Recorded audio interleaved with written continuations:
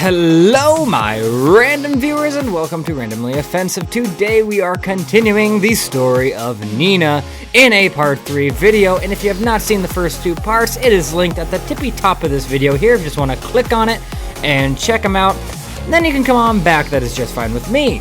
Now, ever since the events of Tekken 3, Nina is no longer a test subject. She is now a freelance, free-to-hire assassin, and she is incredibly efficient.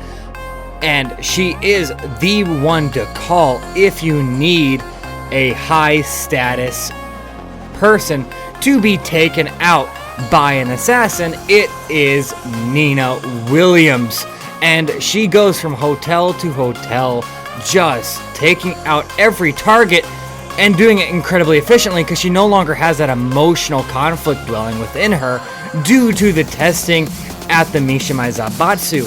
So, with that being said, she is taking out large CEOs, political figures, you name it. She is just taking out anything that is on a file that she is contractually obligated to take out. Now, she ends up getting into contact with a mafia, and they give her a contract, they give her a file, and it has Steve Fox, a professional boxer, as her next target. And the 4th King of the Iron Fist tournament is announced, held by Heihachi Mishima, and she goes into the tournament and is accepted with hopes to be able to take out Steve Fox. So, with the 4th King of the Iron Fist tournament starting, Nina walks in, and Lee sees Nina. And Lee goes to wave at her, and she just walks past him, ignoring him, because he was the only friend she had during the testing of the facility, and he came to visit her every day. However, the majority of her emotions are erased due to those testings, and she just feels no emotions whatsoever at this point in her story. And so she has no emotions towards Lee. And Lee looks at her, and he's like, "Why are you here? Am I your next target? Please tell me that I am not your next target." And she just scowls at him and then continues walking. And so he takes that as a no, but maybe a yes. And her name is incredibly infamous at this point as a deadly assassin. And the majority of the Tekken roster is concerned that they may be a target. King is even concerned that he may be a target for Nina. However, the lovely Steve Fox has no worries about this. He doesn't even realize assassins are a thing, and he wouldn't even think that he'd be a target for someone to kill him because he's just a go-lucky, happy guy, and he has a personal vendetta against the Mishima Zaibatsu himself that we're going to go into more when we cover Steve Fox's story. However, she does strike fear into the majority of the roster because they are concerned that whether they win or lose, they will have a bullet in between the eyes. And so Nina enters her first round in the Tekken tournament. Nina's first opponent is Paul Phoenix. And Paul sees her, and he recognizes her, he points at her, he's like, "Hey, you're the guy that shot my beer!" And she looks at him, and "I don't believe I look like a guy," she responds. And Paul is just pointing at her angrily, but then starts laughing and goes, "Yeah, I suppose not. Besides, the money you gave me to replace it got me 2 kegs!" And he's just ecstatic, not even worrying about the fact that she's an assassin, not even worrying about the fact that he's going up against such a deadly foe. He is just trying to have a conversation with her, and the bell rings, and now these two go off. And Paul throws a massive punch that lands into the chest of Nina, and it creates somewhat of a shockwave and sends Nina flying into the ring, bending her neck over the ring. However, she doesn't feel any pain, and she just stays in that state where she's leaning over the ring, and she's looking into the sky thinking, is this seriously what I have to do to get to my target? and she's just annoyed at this point. She just wants to get to Steve Fox. She doesn't want to have to mess with Paul. And so she just nonchalantly stands back up, looking bored, and this somewhat frustrates Paul. And so he's like, come on, fight me. And so she does. She runs right towards Paul and starts delivering a combination of roundhouse kicks, sweep kicks, side kicks, and perfect straight punches.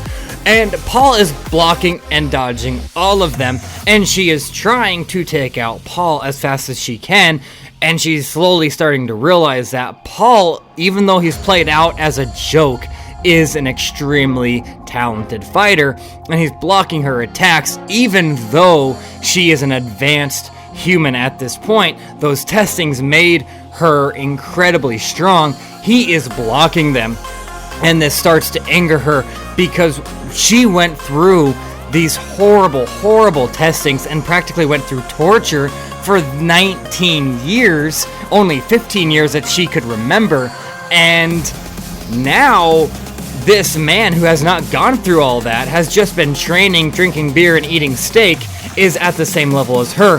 So she ups the ante and delivers a massive elbow to the throat of Paul. She then delivers a straight up kick to the groin of Paul, and then as Paul's bending over, she karate chops the back of Paul's neck and grabs his hair and pulls it back and starts delivering elbows to his face.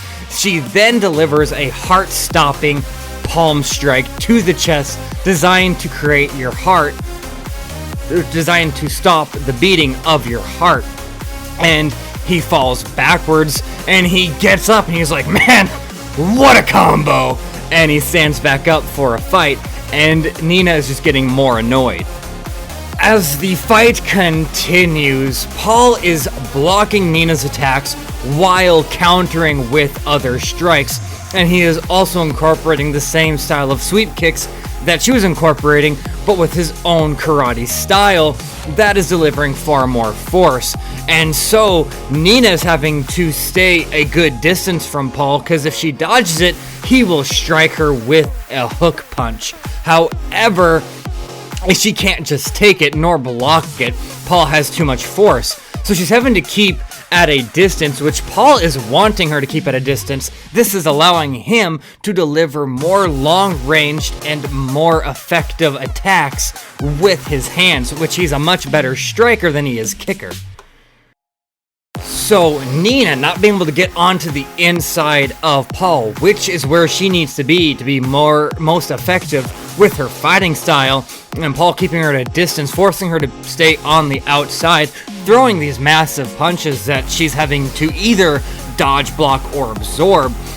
She feels herself having to go on the defensive, and she doesn't like it, and she's had enough of this fight. It's time for Paul Phoenix to go the fuck out. And so she runs around the ring, running around him, and she finally manages to get to a point where by the time he turns around, his side will be facing her, and she just, with tremendous force, jumps into one of the ropes of the ring and bends it back as far as she can, and as soon as Paul is finally starting to turn fully around, she just launches herself, extending both legs with incredible force, and smashing her feet into Paul. However, unlike the move that King delivers, she does not let up. She continues onto the face of Paul as both feet connect to his face, forcing his face into the ground, and now she's standing on top of the face of Paul, and she picks up one leg and does a full circle spin with her foot still into the face of Paul, just destroying. I mean, it's tearing a little bit of skin, it's tearing tissue, and is cranking his neck, and this is incredibly painful. And as soon as she gets up, Paul slowly rises, rubbing the back of his neck, and he's like, God, that fucking hurts.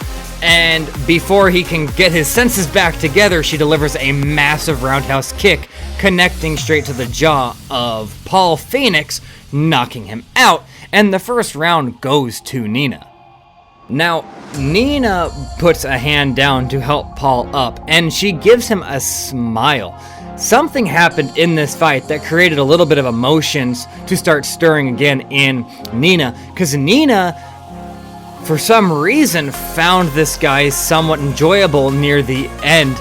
She found his attitude refreshing compared to the everyday life of men trying to kill her and her trying to kill men and men begging for their life, where Paul Phoenix was just out to have a good time and was laughing throughout the whole fight.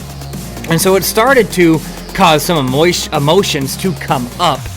And Paul Phoenix is just a great character for all these characters. He makes a beautiful side character, but now she gets to go on to the second round.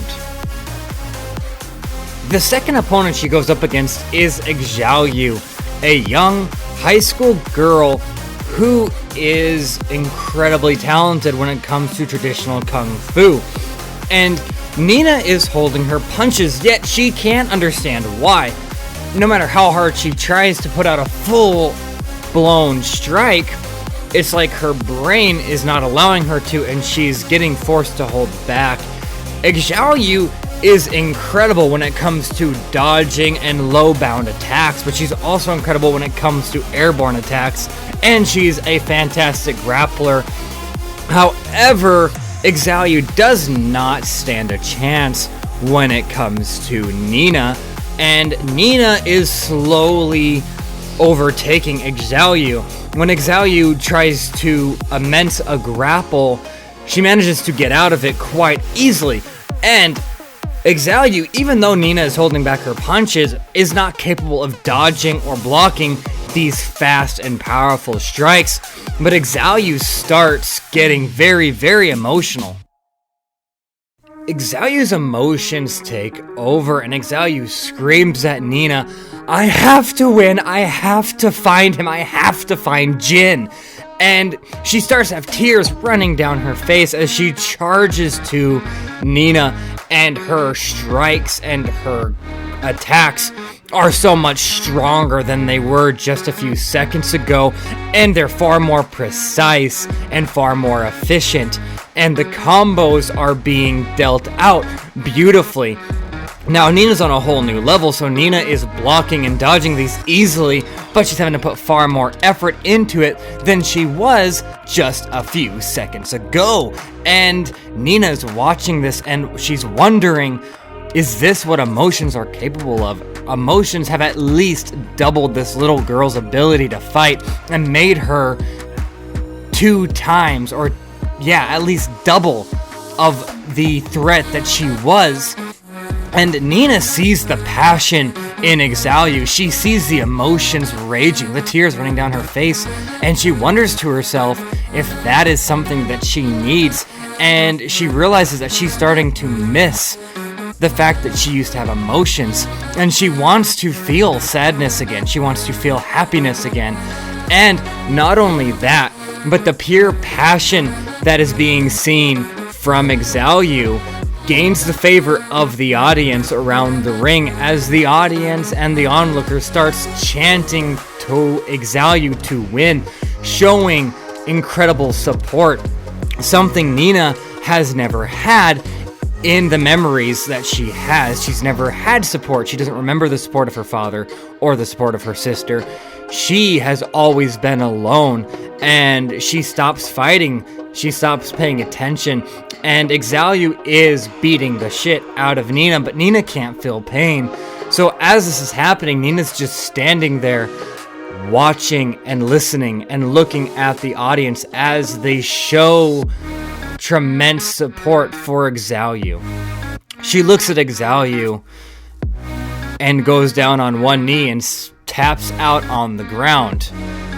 With that, the fight goes to Xiaoyu, and Nina stands up, walking out of the ring, wondering if she could ever get what that little girl has, if she could ever get her emotions back, if she could ever get her passion back, if she could ever get her morals back.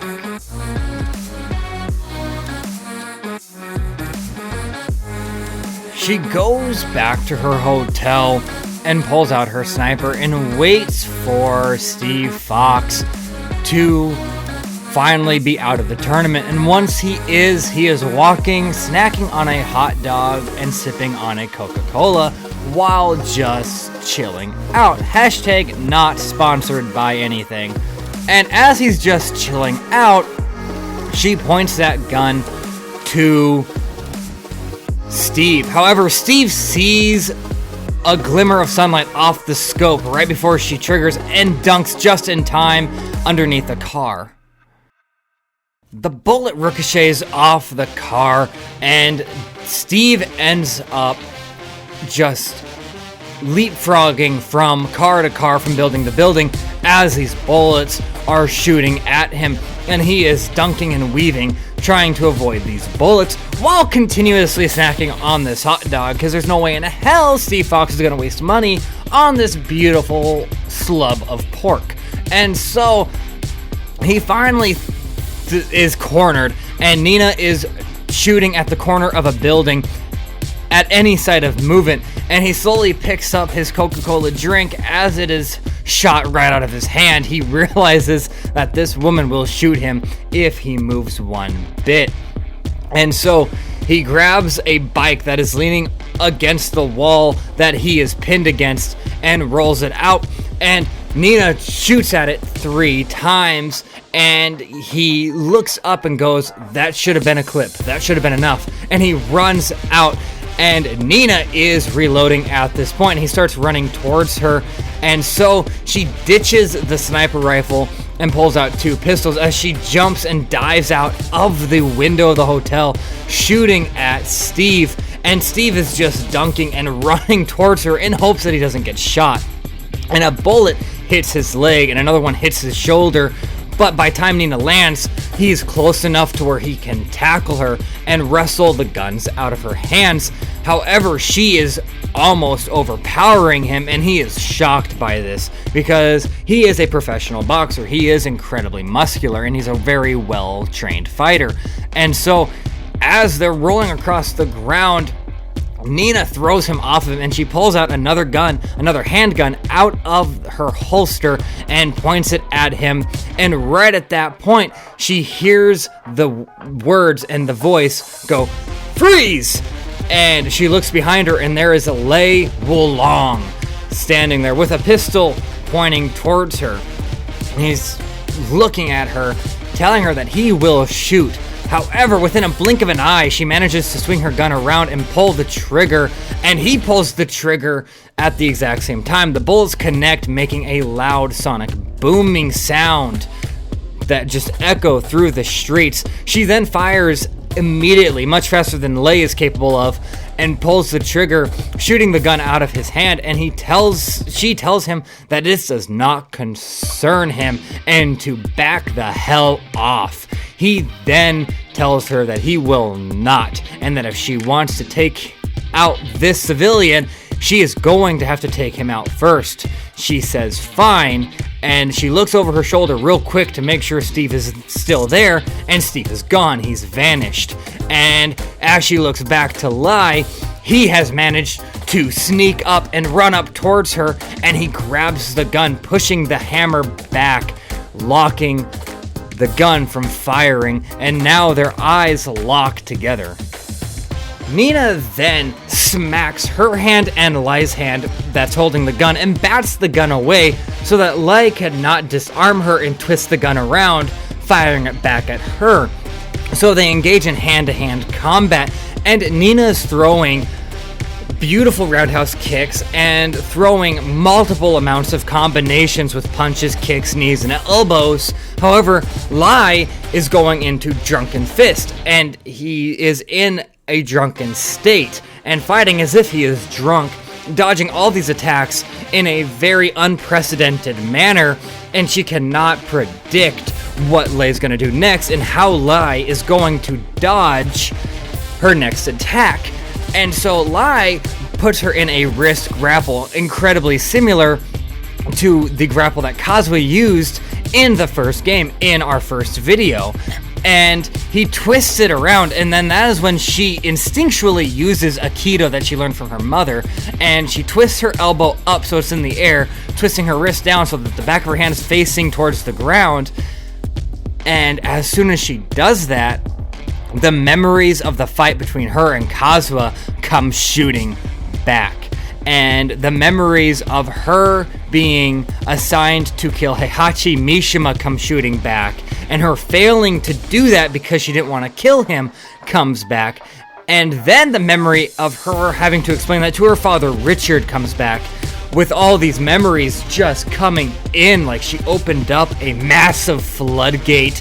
And then she also remembers all her encounters with Kazuo Mishima, and she's able to connect the dots of what happened in the very beginning of Kazuo Mishima and what's been happening recently.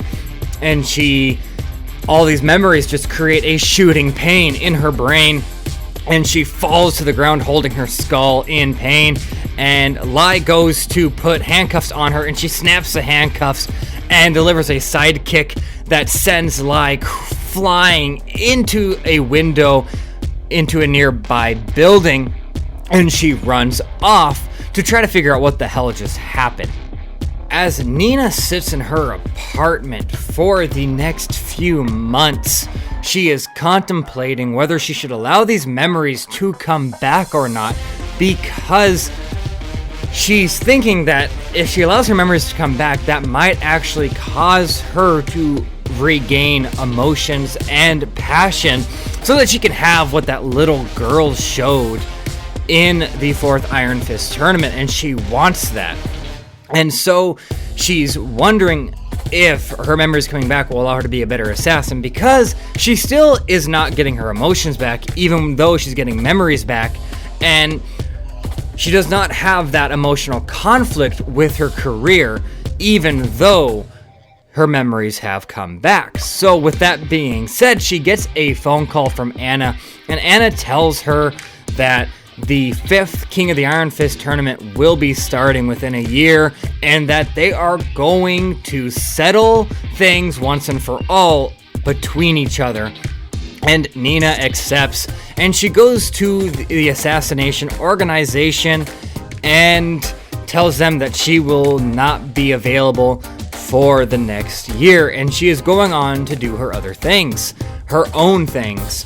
And the assassination organization accepts, but then they ask her if she realized that the target she just accepted for Steve Fox was her son. They asked her if she realized that Steve Fox was her son, and when she hears this, she has no emotions, though she knows she should. She doesn't feel a thing, and she tells them, I don't care. If he shows back up, I will pull the trigger, because he is my next target.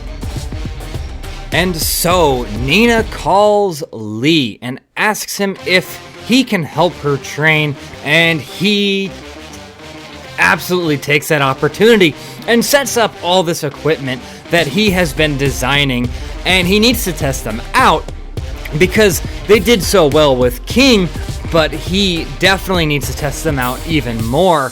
And so Nina comes and spends the next year in the facility that Lee owns, training in all this equipment, as Lee is trying to also help her get her memories back, just like he did so many years ago, and is also trying to find out a way to allow her to have her memories and emotions back without causing shooting pain in her brain. And so that is where I will be leaving the video off for today. Thank you so much for watching, and if you made it this far, thank you so much for listening. I appreciate it. And if you enjoyed, absolutely hit the like and subscribe button, maybe even share. It helps me out a lot. I am a small channel. Do not get hit by a meteor. Take care of yourselves, and bye.